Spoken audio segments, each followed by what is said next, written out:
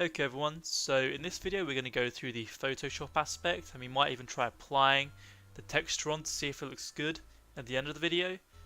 But to start off you're going to need a few textures, so I've already picked out these two on to go on the original one.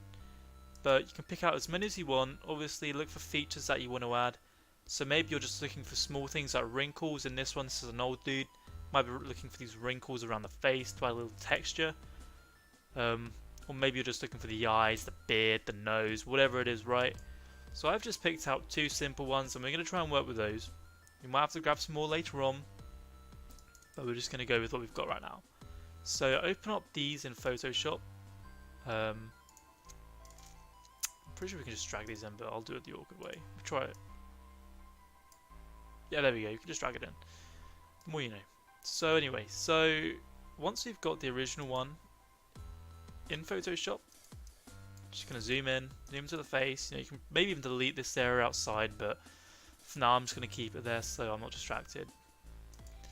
But look at the features that you really want from the face. So I've taken this one.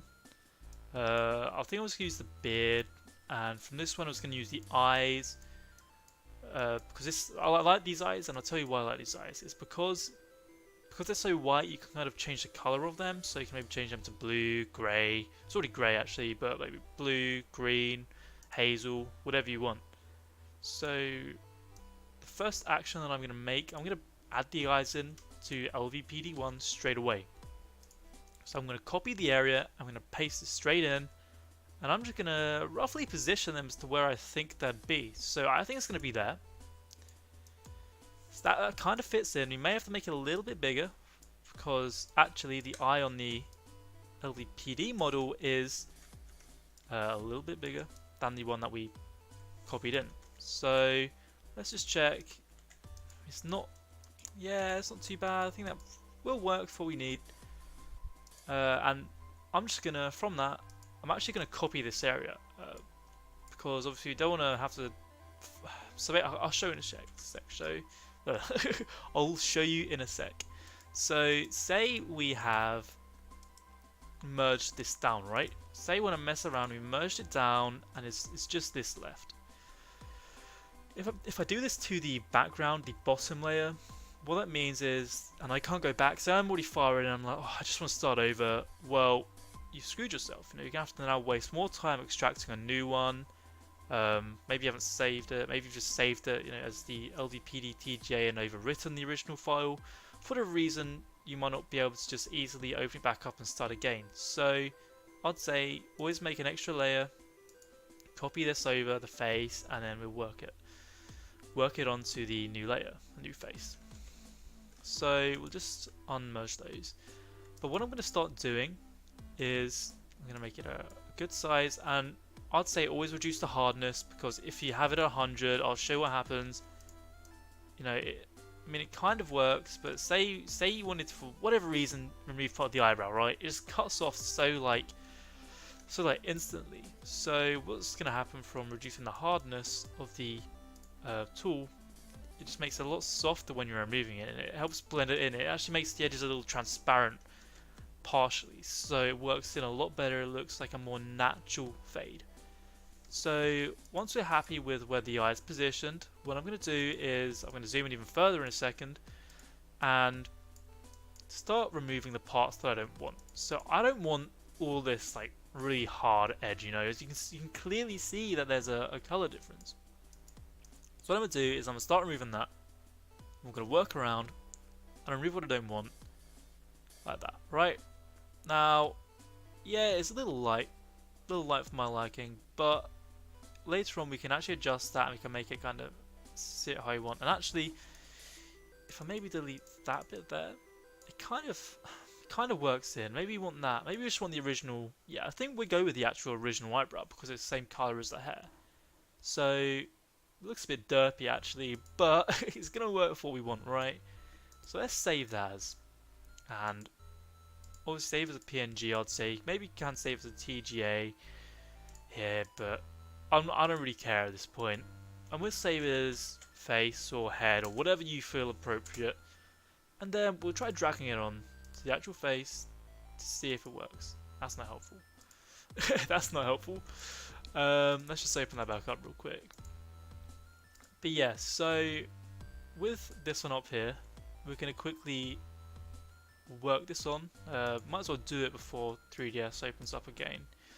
I'd say just remember to keep saving what you've done, because obviously if it does crash like that, for some reason it has an issue when I'm recording, it usually crashes, so I just save pretty frequently. Yeah, so here we go, it's opened up again. It's okay, we'll forget about that for now. But you know, you might work this on, for example, right? So what I'm going to do, I need to have a real, this is a real different skin tone. What I'm actually going to do is I'm going to just begin by going around the area that I want. I actually don't want this bit here, I want it to be clean, you know? I want a clean facial hair. So anyway, so I'm going to remove the, there you go, so the lips, the mouth even was way bigger than needed. What I'm going to do is actually make this a little smaller so it suits and fits in with the mouth a lot better. Maybe move it down a bit. I think that sits relatively okay. Might need a bit of adjusting later on. See in a sec. No, I'm going to leave that like it is because there's a little facial hair actually underneath. We can fix that in a moment. But then afterwards I'm just going to go around and I'm going to delete all the bits that are on the edge. So let's just maybe hide that layer for a sec. And yep, there we go. Yep, cool. So now we've got that. Let's remove this because I don't know if you even noticed, but beard is never. I don't know why. I mean, some models are okay, but for people who always make the facial hair go right up to the nose, it's usually not that realistic. Actually, in real life, what I find frequent is that it just goes up below the nose. So you know, sort that out. Make sure that there's, I'd say, to increase authenticity and on the look, leave a little space up here. Obviously, as you're on mod, you don't have to do that though. But what I'm going to do now is just remove this little facial hair here. I'm going to go to the clone stamp tool, press Alt, hold down on an area that's going to cover this, and just slowly go over. Is this the right layer? I don't think it is. that's why it's not working. Sorry. Let's try it again. Press Alt and just go over. Actually, I'm going to go with a bit big. I'm going to go with a 4. It's not too big, but I'm just going to slowly go around this. Just carefully, because obviously you don't want to delete unnecessary areas. I'm actually going to pull this down to 2 again, because I feel like I've got a good base to work off, good palette here. And I'm going to run that across, work it across, real nice. And just remove the facial hair. It's up to you how much you remove, or what you do, maybe the skin tone, maybe you want to leave a bit of shadow underneath it. You know, I'm not going to continue doing this, you know, for too long. I just want to get this out of the way so that the facial hair doesn't look too messed up. I'm going to do this. So yeah, just there's a little bit here. You know, if you want to go along it again, don't do that.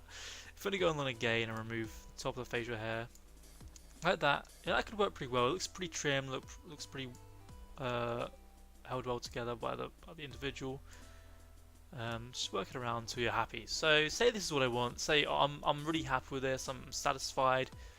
What do we do next? Well, we put it into the model, right? So let's just open this up and save the face again. Now let's hope that it doesn't crash. Yeah, all cool. Maximize viewport, and yeah, this is the one we've just done. So what we're going to do is drag the face in. Now, I'll tell you what, it looks a bit retarded right now actually.